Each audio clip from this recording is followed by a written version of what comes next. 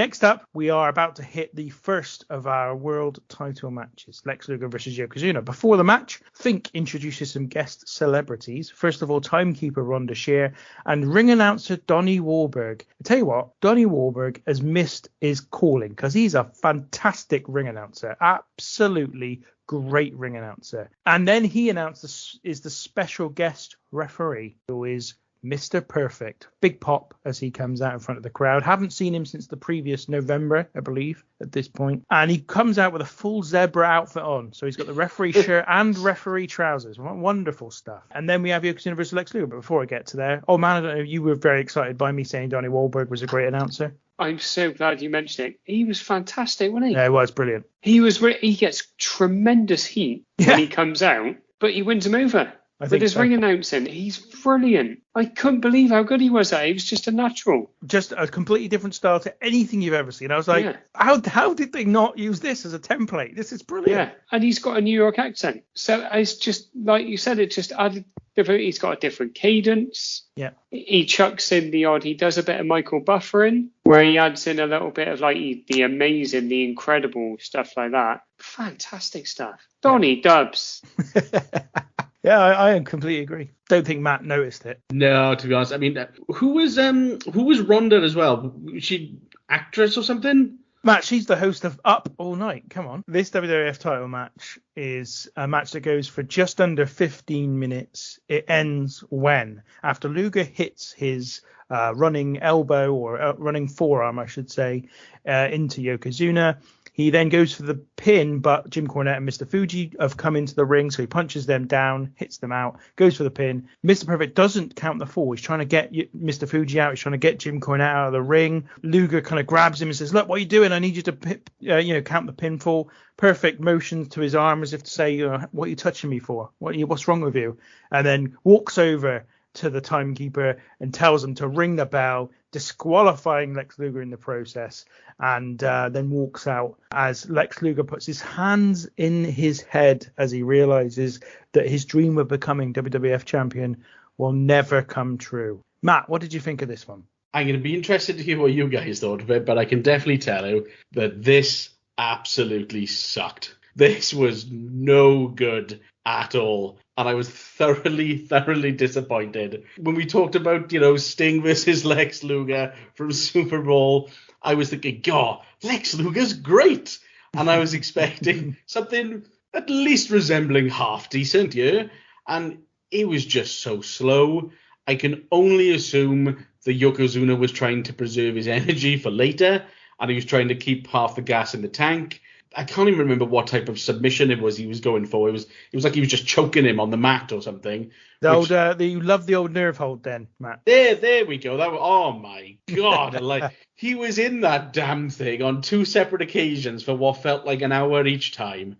I mean, it was so bad. And, then the finish of, this was such a low point of the show for me. Big thumbs down. So we'll start off with the most important thing. There's someone holding a Lex Luger sign in the crowd, which give me a little titter. Now this match starts off at a cracking pace, and I know they're not going to maintain it. Yokozuna's idea is £565 or £68, I think. Big boy. Yeah, and then the nerve holds come in. There's 4 of them.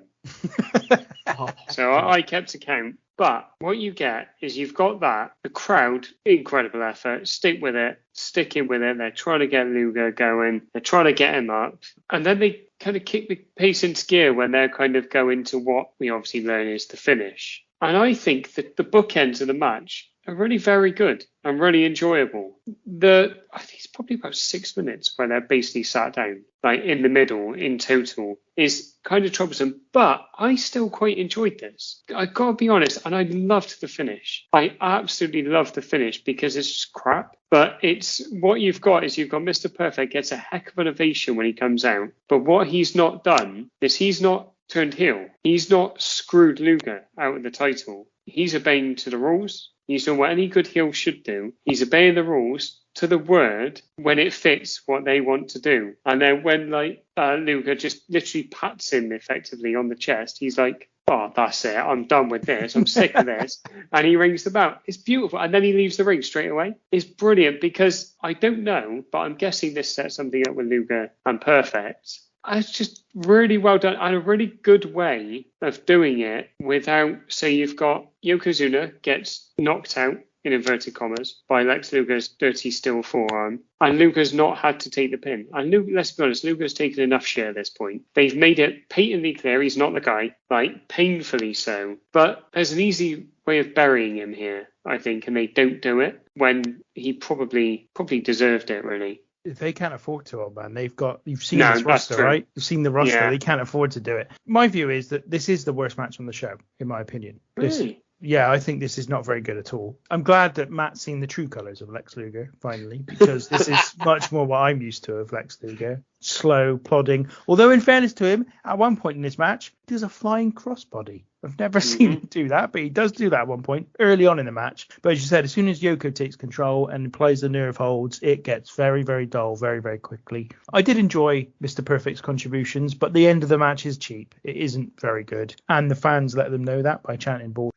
And that end of the match is made worse by the fact that there isn't anything between Luger and Perfect after this. So there was in fairness to them, they had planned to do something between them that basically was going to set up from the previous year's WrestleMania where Luger had illegally won over Perfect in a match between the two. So the idea was going to be that Mr. Perfect was kind of getting his revenge on Luger for that victory that Luger had got the previous year, and then they would go into some program that would presumably run into either King of the Ring or SummerSlam for that year. But then Perfect had a recurrence of his back injury, and they decided to not do anything, and Perfect didn't wrestle at all for the company.